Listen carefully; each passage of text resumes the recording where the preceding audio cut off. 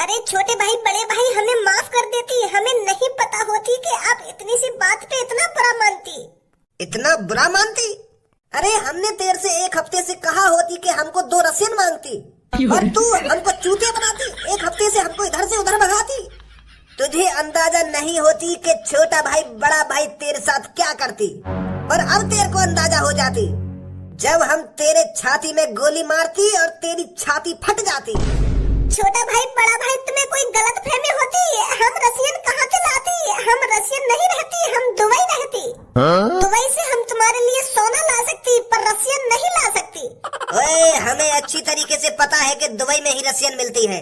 अरे छोटा भाई दुबई में रसियन नहीं मिलती, दुबई में सोना मिलती। रसियन रसिया में मिलती, दुबई में नहीं मिलती। चुप कर साले, नहीं तो तेरी जबान 2 सेकंड में बंद करवा दूंगा। हमें चूतिया बना रहा है। अरे अमीर लोग दुबई में रहते हैं और अमीर लोगों की पसंद रसियन होती, और जहाँ अमीर लोग रहती वहीं पर रसियन होती। और तू हमारा चूतिया बना रहा है रसिया बताकर। निकाल हमारे 2 लाख रुपए। 2 लाख रुपए तो झड़ ले गया कि मैं एक हफ्ते के अंदर आपके लिए 2 रसियन ले आऊंगा। कहाँ है हमारी रसियन? या तो हमको 2 रसियन ला के दे, नहीं तो हमारे 2 लाख रुपए वापस कर दे, नहीं तो तेरा खोपड़ा उड़ा देंगे यहीं पर। तू जानता नहीं है अभी हमको। इस शहर के नामी गुंडे हैं हम, नामी गुंडे। वो हमें पता होती कि आप बहुत खतरनाक होती, पर तुम्हारे 2 लाख रुपए खत्म हो गई होती। 2 लाख रुपए खत्म कर दिए तूने? अरे हमने तेरे को 2 लाख रुपए खाने के लिए दिए थे या 2 रसियन लाने के लिए दिए थे? अरे पर आप रसियन 6,000 रुपए में इंडिया से ही ले आती। हमें पुरानी रसियन नहीं चाहिए होती, हमें दुबई की नई रसियन चाहिए होती। और हम तेरे पे विश्वास करके तेरे को 2 लाख रुपए देती और तुम पैसे को खा जाती। शायद तुझे नहीं पता होती कि छोटा भाई और बड़ा भाई को धोखा देने का अंजाम क्या होती, और वो चीज तेरे को अब पता चलती जब हम तेरी छाती में गोली मारती और तेरी छाती को फाड़ देती। सस्ते हबीबी, अब मैं 10 तक गिनूंगा। या तो हमारे 2 लाख रुपए वापस कर दे, या हमें 1 घंटे के अंदर 2 रसियन चाहिए।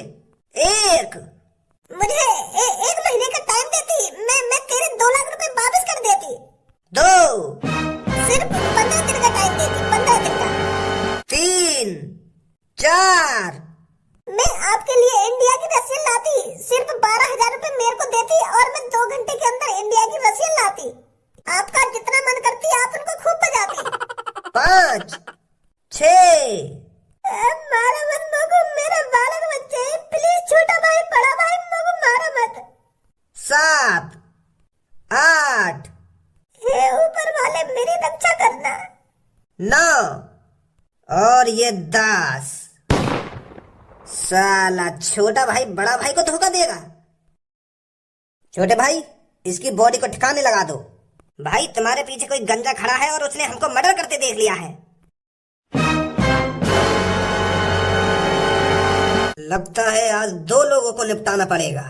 ओ भैया, कोई ऐसा वैसा आदमी मत समझो यार हम भी गुंडे ही हैं। मैं कहते ना कहने वाला कि तुमने कई आदमी को मर्डर कर दिया है। मैं भी एक गुंडा हूँ। साले गंजे हमें चूतिया बना रहा है। तो जैसे 1.5 पसली भी गुंडे होते होंगे कोई? हाँ? ना शरीर पे चर्बी और बात गड़मरी, ऐसे भी गुंडे होते हैं कोई? अब साफ साफ बता कौन है तू और क्या कर रहा है यहाँ पर? भैया मैं भी गुंडा ही हूँ और मेरे बॉस कालिया बॉस है, कालिया बॉस। तुम यहाँ शहर के गुंडा और हम अपने शहर के गुंडा है, बस यूँ फर्क है हमें। कालिया बॉस है ना, जानो का तुम? मोला का कालिया बॉस तो तुमसे मिले शायद। अच्छा, वो कालिया जो किसी भज्जी नाम के लड़के से पिटता रहता है, वो गुंडा जो 15-16 साल के लड़के से मार खाता रहता है। अरे तुमसे किसने कहा था गुंडा बनने के लिए? तुमने हमारा नाम और बदनाम कर रखा है। बड़े भाई अभी हमारे दिल सीधे नहीं चल रहे हैं, नहीं तो किसी टाइम हमारा भी जलवा था। जिस तरह तुम्हारा यहाँ पर जलवा है ना, उस तरह हमारा भी कभी जलवा हुआ करता था। अभी नेक्स्ट टाइम से खराब चल रहा है हमारा। वाह, लड़का के आ जाने पे टाइम भी सुधरेगा कभी हमारा? ऐसा तो है ना कि हरदम ही खराब चलता रहेगा। हाँ बता, किस लिए आया यहाँ पर? वो नेक मदद सी चाहिए तुम्हारी। कालिया बॉस ने मोते कही है कि छोटा भाई बड़ा भाई को बुला ला, वो नेक हमारी मदद कर देंगे। वो का है ना, वो लड़का अब गांव को सरपंच बन गया, तो वाने हमारे कालिया बॉस जेल में बंद करा दिए। तो नेक तुम कालिया बॉस से जेल से बाहर निकालने में हमारी मदद कर देते तो तुम्हारा बहुत बड़ा एहसान रहेगा हम पे। कह रहे कालिया बॉस का छोटा भाई बड़ा भाई हमारी जरूर मदद करेंगे। उनके पास चले जाना, तो मैं भाग तुम्हारे पास आया हूँ। पुलिस के लफड़े में हम नहीं पड़ते, वैसे ही हम यहाँ की पुलिस से परेशान हैं। ऐसे मत करो छोटा भाई बड़ा भाई, हम भी गुंडा हैं और तुम भी गुंडा हो। भाई भाई की मदद न करेगा तो और कौन की मदद करेगा? तुम बस कालिया बॉस से जेल से बाहर निकलवा दो। कालिया बॉस ने तुमको 4 लाख रुपए देने का वादा किया है, इतनी सी मदद कर दो बस तुम हमारी। बड़े भाई मेरे पास एक आइडिया है, अपने शहर में गुंडागर्दी करने में वो मजा नहीं रहा है। हर कोई ऐसे ही थूत छितवा के चला जाता है हमसे। और हमारे शहर में हमारा तो भय भी है। क्यों ना इसके शहर में चलकर अपना रुतबा बनाते हैं, वहां भी हमारा नाम हो जाएगा। हमारे शहर की पब्लिक की तो हमसे बहुत गांड फटती है, क्यों ना हम इसके शहर में चले, उस भज्जी नाम के लड़के से भी मिल आते हैं एक बार। और ये 4 लाख रुपए तो वैसे हमें दे ही रहा है, हम उस लड़के पर हाथ साफ कर जाएंगे और 4 लाख रुपए भी मिल जाएंगे। और उस कालिया को ये भी पता चल जाएगा कि हम जैसे गुंडे और उन जैसे गुंडों में कितना फर्क है। जिस लड़के ने उस कालिया की नाक में दम कर रखा है वहां चलते हैं और उस लड़के की हड्डी पसली तोड़कर वापस आते हैं। इसके बॉस को भी पता चल जाएगा कि इनकी गुंडागर्दी में और हमारी गुंडागर्दी में जमीन आसमान का फर्क है। सही बोल रहा है तू। गंजे अपना एड्रेस दे दे, कल हम तेरे बॉस को जेल से बाहर निकालते हैं, फिर उस लड़के को देखते हैं। हम भी तो देखें वह कौन है लड़का जिसने तेरे बॉस की नाक में दम करके रखा है। ब्रो ना माना तो तुम बस मेरे बॉस से जेल से बाहर निकलवा दो, वह हम देख लेंगे। खामोखा वो लड़का तुम्हारी जान के भी पल्ले पड़ जा तो बातें पंगा मतलब तुम। मैं तो इतना ही कहना चाहूंगा तुमसे, तुम हमारे रिश्तेदार जैसे हो, तुम बस हमारे कालिया बॉस से जेल से बाहर निकलवा दो और चले जाइए अपने शहर में और हम तुमको 4 लाख रुपए दे देंगे। जब छोटे भाई बड़े भाई जहाँ भी जाते हैं काम को पूरा निपटा के आते हैं पूरा। हमने इस शहर में ऐसे ही बहने ही बना रखा है। कल हम तेरे बॉस को भी जेल से बाहर निकालेंगे और उस लड़के को भी देखेंगे। हम भी तो देखें उसकी गांड में कितना दम है। जब छोटा भाई बड़ा भाई से उसकी मुलाकात होगी ना तो पेंट में मूत जाएगा खड़ा खड़ा। पहुंच तू अपने शहर, कल आते हैं हम वहां पर। ठीक है छोटा भाई बड़े भाई, बहुत बहुत शुक्रिया तुम्हारा। यू भी खाना जोश में आ रहे हैं माता चौथ, मोह लगे कुछ गड़बड़ करेंगे वहां आके। चाचा तुमने कभी एक बात सोची है? एक बात? कौन सी एक बात?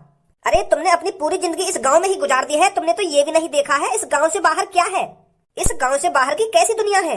तो ये सब बातें सोचकर तुम्हें अफसोस नहीं होता है? अरे बेटे इस गांव में भी इंसान है और गांव से बाहर भी इंसान होंगे। इस गांव में भी लोग कमा कर खाते हैं और गांव से बाहर भी लोग कमा कर खाते होंगे।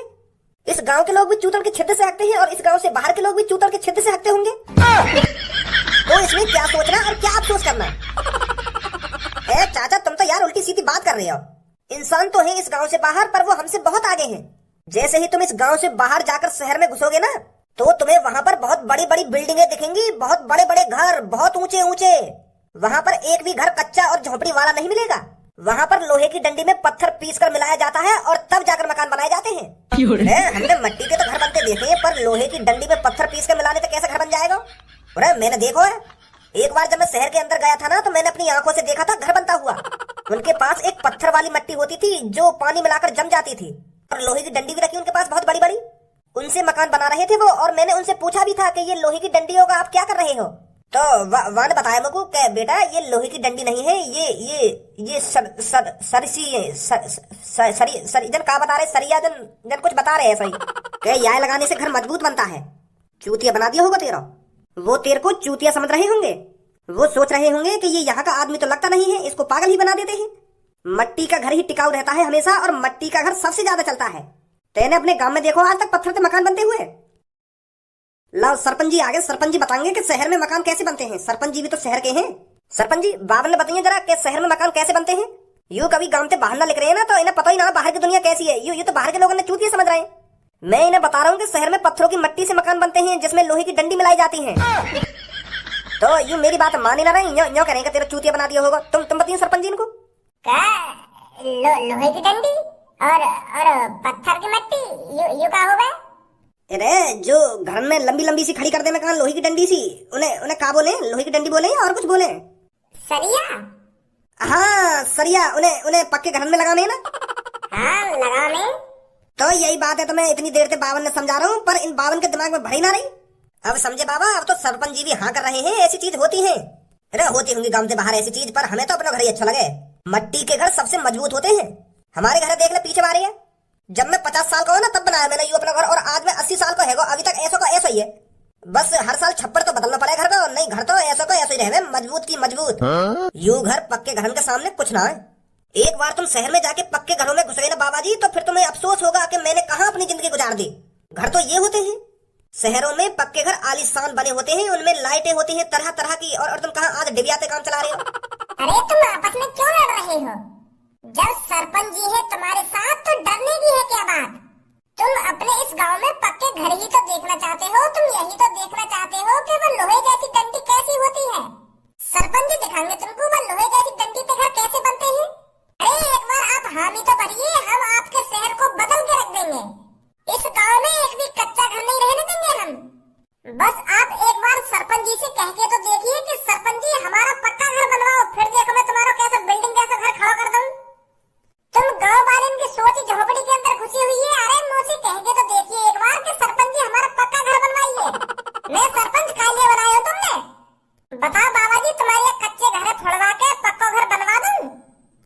ना सरपंच जी, मुझे पक्के घर की कोई जरूरत ना है।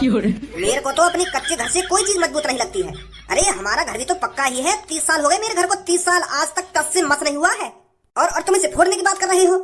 एक बात बताऊं बाबा, तुम्हारा भी वह कुआ के मेढक मारे ढंगे, वह कुआ के मेढक भी जाके बताया जावे ना कि यह कुआ के बाहर एक समुद्र नाम की भी कोई चीज है, तो वो कुआ को मेढक विश्वास न करेगा यह बात पे।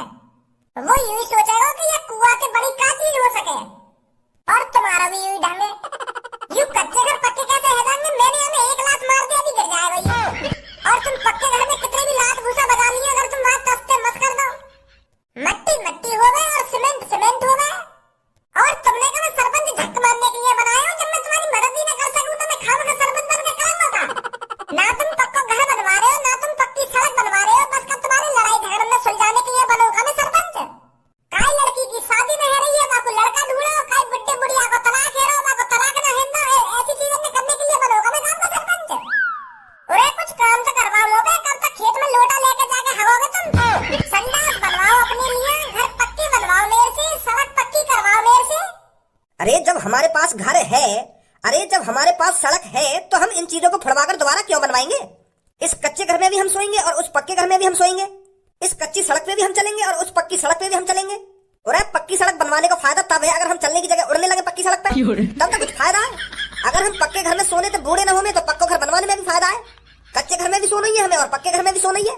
मन तो ऐसा कर रहा है मेरा, एक ईंट उठा और ये बुड्ढे की खोपड़ी में मार दे। गाँव बुड्ढा पता ना कौन सी दुनिया में जी रहा है। अब मेरी बात कान खोल के सुनो गाँव वालों, भज्जी गाँव का सरपंच तुम्हारे गाँव का भला करने के लिए बना है। जब गाँव का भला होगा तो तुम्हारा भी भला होगा। जब तुम्हारा गांव तरक्की करेगा तो शहर से लोग आएंगे तुम्हारे गांव में घूमने के लिए। जब गांव तरक्की करेगा तो गांव में सुविधा भी बढ़ेंगी और उससे तुम्हारा फायदा है। अब तुम्हें बताओ, तुम्हारे गांव में कच्ची सड़कों पे काहे की 4 पहिए की गाड़ी आई है? या गांव में 4 पहिए की गाड़ी आई कहाँ से जाएगी? 4 पहिए की गाड़ी को चलने के लिए पक्की सड़क तो होनी चाहिए। तुम्हारे गाँव की कच्ची सड़कों में जगह जगह गड्ढे तो हुए पड़े, 4 पहिए की गाड़ी कैसे चल जाएगी इन पे? तो इसलिए हम कह रहे हैं, हम आपकी गांव की कच्ची सड़कों को पक्का कराएंगे ताकि 4 पहिए की गाड़ी आपके गांव में आ सके और जा सके। उस 4 पहिए की गाड़ी को देखकर आपका भी मन करने लगे कि काश मेरे पास भी एक ऐसी ही गाड़ी होती। आपकी उस गाड़ी को देखकर सोच बदलेगी। आप ये सोचने पर मजबूर हो जाएंगे, पहले हम कैसी जिंदगी जी रहे थे। गाँव वालों, लोटा से गाँव धोने के जमाने चले गए हैं। शहरों में इंग्लिश लैटरिन चल रही है, इंग्लिश लैटरिन, जो आपकी गाड़ को खुद पे खुद धो देगी। गाड़ की टट्टी से हाथ भी नहीं लगाना पड़ता है, गाड़ की टट्टी अपने आप साफ हो जाती है इंग्लिश लैटरिन में। नेक घंटे समझा दे, सीधा सीधा ही बोल रहा है कि गाड़ की टट्टी ना गाड़ की टट्टी। गाँव वालों, हमारी साफ सीधी बात है, अगर तुम अपने गाँव के पक्के घर बनवाओगे तो हम गाँव की सरपंची चलाएंगे। अगर तुम अपनी गाँव की कच्ची सड़कों को पक्की करवाओगे तो हम गाँव की सरपंची चलाएंगे। तुम्हारे इन लड़ाई झगड़े में सॉल्व करने के लिए गाँव के सरपंच न बने हम। कल सोच को बता दिया हमें। यार गाँव वाले की सोच ही 1965 की वीक है।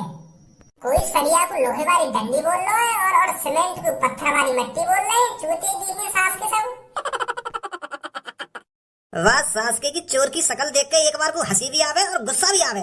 गाड़ू मनोरंजन कर तो रहेगो हमारो, ऐसी ऐसी बात करेगो, ऐसी ऐसी बात करेगो, बाकी बात न सुन के मुँह तो अंदर ही अंदर हंसी आवे। देख रहे क्या कॉन्फिडेंस से बोल रहा हूँ कि मैं 24 घंटा से ज्यादा जेल में नहीं रह सकता। किसी न किसी तरीके से मैं भाग जाऊंगा। क्या मैं हवा के झोंके की तरह हूँ? क्या मैं हवा के झोंके की तरह हूँ सास को? बात तो सही बोल रहे हो तुम पुलिस इंस्पेक्टर। मैंने भी कही नहीं कि तेरे 24 घंटे नहीं देखेंगे हम। 18-19 घंटा तो है जेल में पड़े पड़े।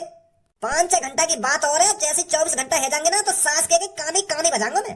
क्या तू तो 24 घंटा में जेल से भाग रहा कहिए हो? मन बना रखा हो मैंने, जैसे 24 घंटा है जाएंगे ना तो एक डंडा उठाऊंगा, सारे की गाड़ी गाड़ बजाऊंगा। जो आगे तो ऐसी बात ना करे, बजाऊंगा तो मैं भी बाकी गाड़ पर डंडा और कहूंगा बंद हवा को झोंको, बंद हवा को झोंको। वो भी मनी मन में सोच रहा होगा कि मैंने कोई गलती तो ना कर दी पुलिस वाले ने ऐसा बोल के।